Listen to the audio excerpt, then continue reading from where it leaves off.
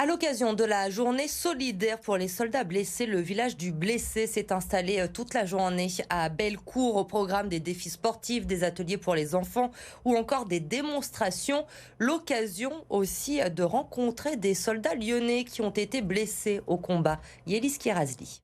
Le 5 août dernier, en pleine mission à Gao, au Mali, Delphine se blesse. C'est le premier accident pour cette infirmière après 11 ans de service dans l'armée. On venait de rentrer de convoi la veille très tard.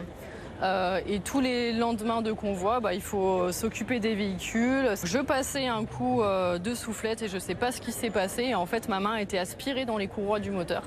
Donc ça fait vraiment un aller-retour très rapide. Donc j'ai commencé à courir en direction de l'infirmerie. Je tenais ma main comme ça et là j'ai vu qu'il me manquait un bout de doigt. Suite à l'incident, Delphine est rapatriée en urgence en France. Après plus de 8 mois de convalescence, elle reprend le travail en tant que formatrice dans son régiment.